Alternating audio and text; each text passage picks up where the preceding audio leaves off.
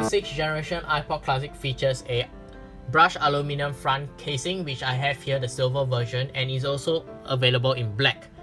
This is less easily scratched up due to normal usage as compared to the 5th generation Ipod Classic with front casing, which is made out of plastic right here, as you can see.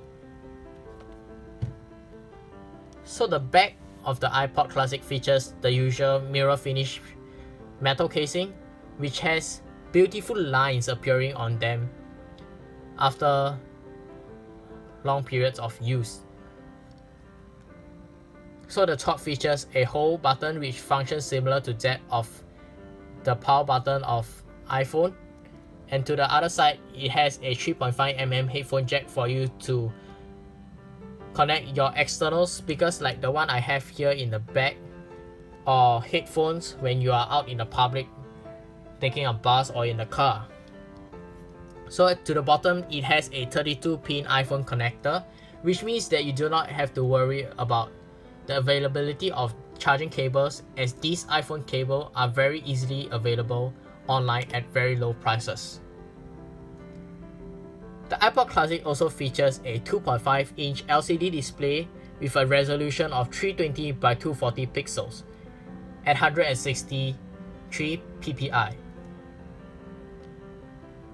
Apart from this, the Ipod Classic is also a very fragile device as it has a hard drive based storage system.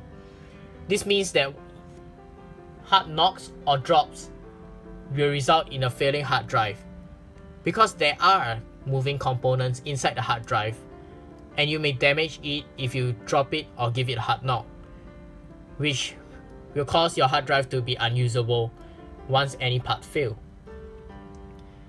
This is extremely fragile as compared to the normal flash-based system which our phones normally use.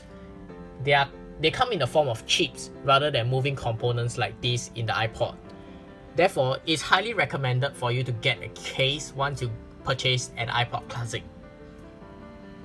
Let's take a look at the software part of the Ipod Classic. I must say the Ipod Classic features a very user-friendly interface. With that being said, the user interface is very simple and idiot-proof for non-tech savvy people. It has the main tabs right here. As you can see, music, videos, and photos. The basic function of an iPod.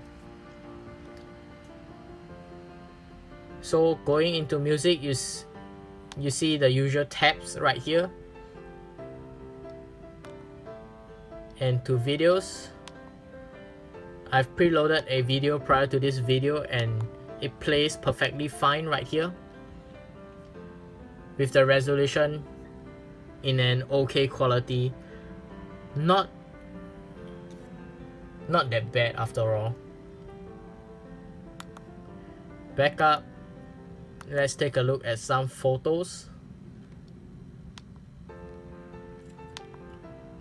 As you can see from here, it's very seamless and it does not lag or something.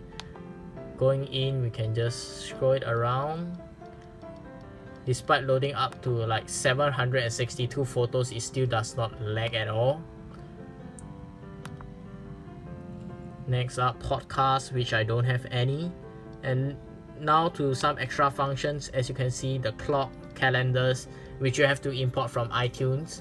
Alarms, which you can use to stop your music playing after a certain period of time, for let's say when you are sleeping and you do not want the music to run the whole night. Next up, we have some games right here. For example, Vortex. Let's give it some time to load. So it's something like the block game.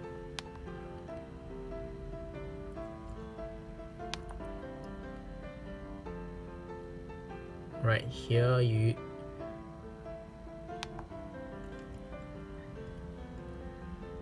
yep, that's basically it. And some other games right here. Then there is Notes, which contains your instructions to the iPod, and you can import notes from iTunes as well. Then here will be your screen lock, which you can use it to set a passcode to your iPod, something like those you see in your iPhones and other phones. And there's the stopwatch function. Moving on, we have the clock, which shows you the time and time of the place you are in.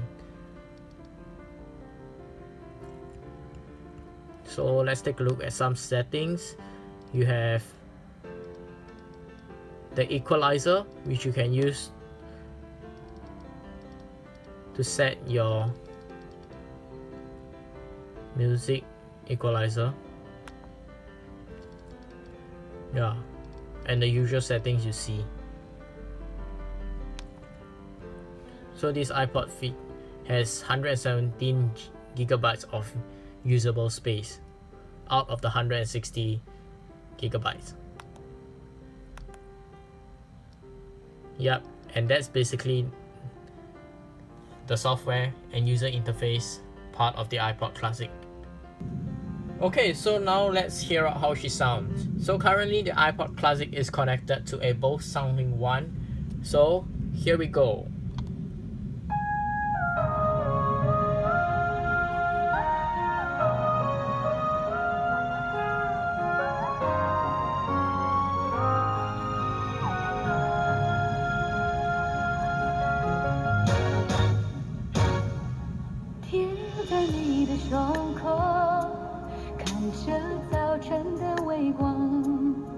这一次已经有点幸福的味道了，梦中醒了几次，总觉得不太真实。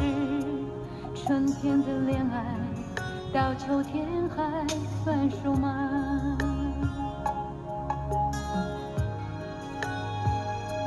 秋天还很早，永恒是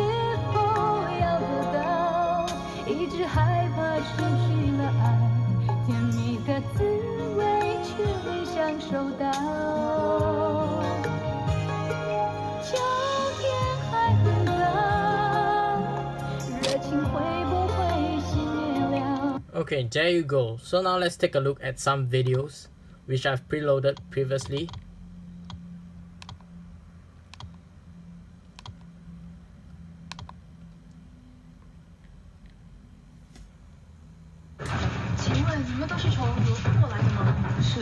As you can see, it plays video perfectly without any stops or pauses.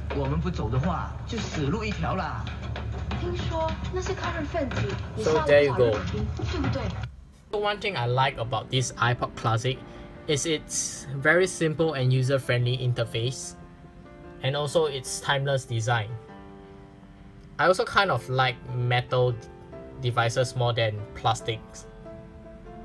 However, I do not like the mirror finish, as I'm kind of appearance conscious about my electronic devices. Well, since I do not really drop my devices that much, the hard drive does not really pose as a problem to me. That's basically it of an Ipod Classic. Right now the price of it is kind of in the mid-range as compared to in the past when it was first released.